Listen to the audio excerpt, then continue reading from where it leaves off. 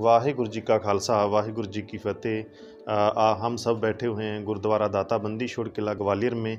जे वो स्थान है जहाँ पर श्री गुरु हरगोबिंद साहब सच्चे पातशाह जी ने 52 हिंदू राजाओं को जहाँ ग्वालियर किले से रिहा करवाया, और उन्हीं की याद में जे गुरुद्वारा दाता बंदी छोड़ गुरु हरगोबिंद साहब जी के नाम से प्रसिद्ध है। मेरे साथ बैठे हुए ने जहाँ के गुरुद्वारे के मैनेजमेंट जो देख रहे हैं बाबा जी, बाबा लखा सिंह जी, और इस शताब्दी के समागम को लेकर जो जहाँ रहायश के मैनेजमेंट के लिए मनसा सिंह जी, और हमारी जो संस्था के मुखी है पद्मश्री बाबा सेवा सिंह जी, वो भी यहाँ व्यवस्थाओं को देखने के लिए पहुँचे हैं। सो जो ग्वालियर का किला जो बड़ा ही हिस्टोरिकल ऐतिहासिक है, जहाँ पर सैकड़ों से ज़्यादा राजाओं ने जहाँ पर राज किया, तो उसी दरमियान मान सिंह तोमर जैसे राजा आए जिन्होंने शासनकाल में संगीत विद्या को और जहाँ की राष्ट्रीय धरोहर को बढ़ावा मिला। ऐसे ही दरमियान निर्दयी शासनकाल के रूप में जाना जाता है जहांगीर का जो राज है, उन्होंने ग्वालियर किले के अंदर जितने भी मंदिर थे उनको खंडित करके तोड़ करके जेलों में तब्दील कर दिया।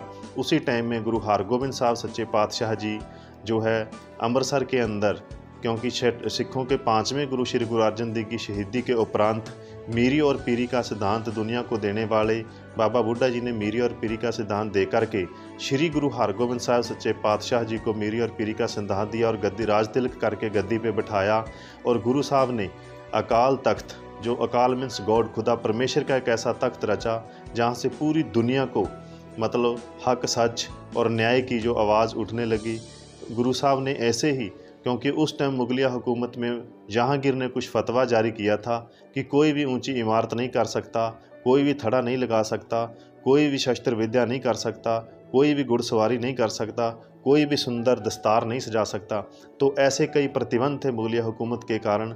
तो गुरु हरगोबिंद साहब ने सबसे बड़ा चैलेंज जो ये किया कि एक अकाल तख्त को बनाया। अकाल तख्त का वाटर लेवल दिल्ली तख्त पे बैठने वाले मुगलिया हुकूमत के उस बादशाह तख्त से अप था, तो उसको इस बात की चिंता हुई कि तख्त के सामने तख्त रचा। गुरु साहब ने अकाल तख्त रचने का कारण था कि यहाँ से हर किसी को न्याय मिले। और सबसे पहली जो गुरु हरगोबिंद साहब की स्पीच थी उस फाउंडेशन के ऊपर, थड़े के ऊपर, अकाल तख्त के ऊपर, कि प्रत्येक माँ मुझे एक पुत्र भेंट करे, अच्छे शस्त्र भेंट करे, अच्छे घोड़े भेंट किए जाएँ। तो जो गुरु साहब के टाइम में, उस टाइम में जो सबसे बड़ी फ़ौज जो तैयार हुई, वो उस टाइम की जो फ़ौज थी उसने मुगलिया हुकूमत के सामने एक योद्धाओं की तरह टाकरा किया और कई युद्ध किए। सो उसी दरमियान गुरु साहब की सैन्य शक्ति का जो ताकत थी वो बढ़ती देखकर, मीरी पीरी के सिद्धांत तो बढ़ती है ताकत को देखकर, जहांगीर के करिंदों ने एक ऐसी प्लानिंग बनाई कि किसी न किसी तरीके से सैन्य शक्ति को डैमेज करने के लिए, बांटने के लिए उन्होंने एक प्लान तैयार किया कि ग्वालियर किले के अंदर किसी महान तपस्वी की साधना कराना जरूरी है। तो गुरु हरगोबिंद साहब सच्चे पातशाह को एक प्लानिंग के तहत ग्वालियर किले के अंदर लाया जाता है और जहां पर 40 दिन की साधना के लिए लेकर आए जाते हैं।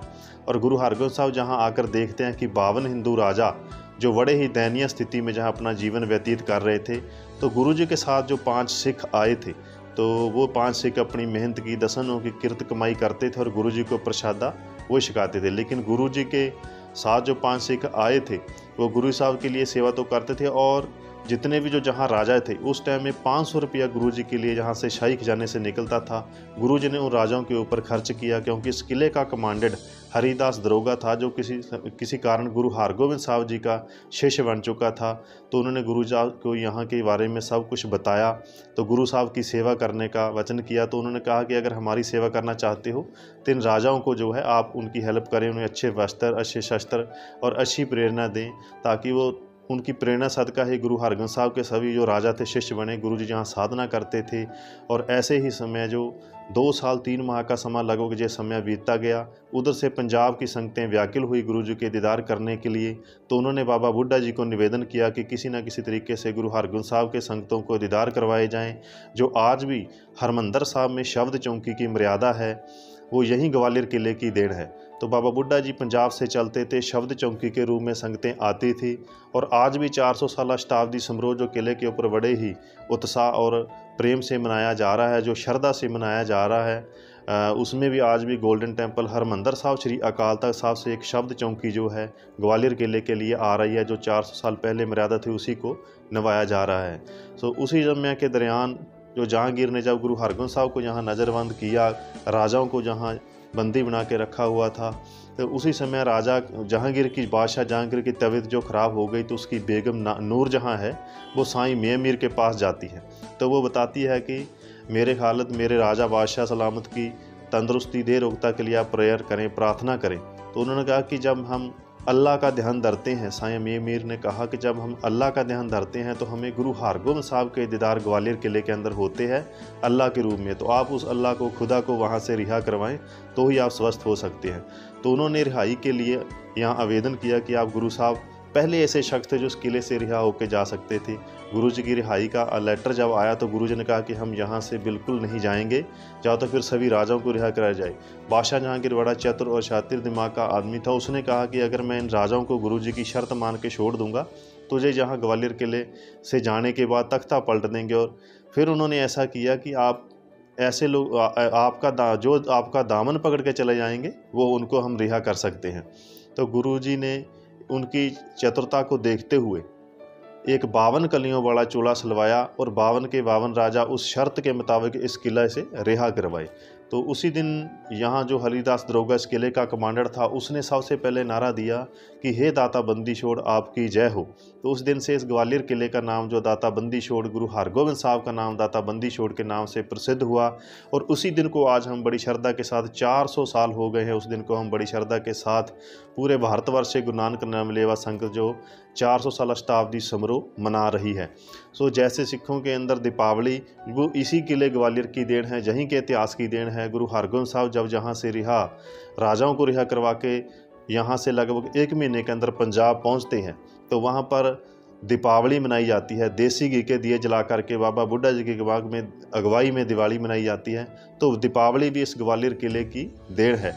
सो इस प्रकार सिखों में बंदी छोड़ दिवस जो जहाँ से रिहाई के दिन को मनाया जाता है, गुरु साहब के पहुँचने के दिन को बंदी छोड़ दिवाली के रूप में मनाया जाता है। दुनिया के अंदर ये जो स्थान है गुरुद्वारा दाता बंदी छोड़, वर्ल्ड के जो टॉप 10 गुरुद्वारे उसमें कम से कम 7वें स्थान पे ये स्थान आता है। और सिखों के अलावा हर धर्म की भावनाएं इस स्थान से जुड़ी हुई हैं। और आज हम सर्वधर्म सम्मेलन के साथ इस कार्यक्रम की इस शताब्दी की शुरुआत कर रहे हैं।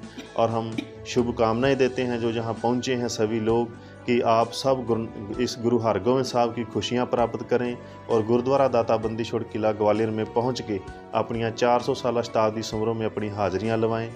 यही निवेदन है। और हम सब मिल के खुशी से, प्यार से, भावना से और सेफ्टी से हम इस प्रोग्राम को मनाएं और गुरु घर की खुशियां प्राप्त करें। अंत में फिर कार सेवा खडूर साहिब, गुरुद्वारा दाता बंदी छोड़ किला ग्वालियर की पूरी टीम के द्वारा हम सभी संगतों को गुरुद्वारा दाता बंदी छोड़ किला ग्वालियर में 400 साल शताब्दी समारोह जो मनाया जा रहा है उसकी बधाई देते हैं। और आने के लिए सभी संगतों से निवेदन करते हैं कि आकर के इस गुरु घर की खुशियाँ प्राप्त करें। तन मन धन से गुरु घर की सेवा करके हर प्रकार की जो है परमेश्वर का आप प्यार लें, खुशियाँ लें। वाहिगुरु जी का खालसा, वाहिगुरु जी की फतेह।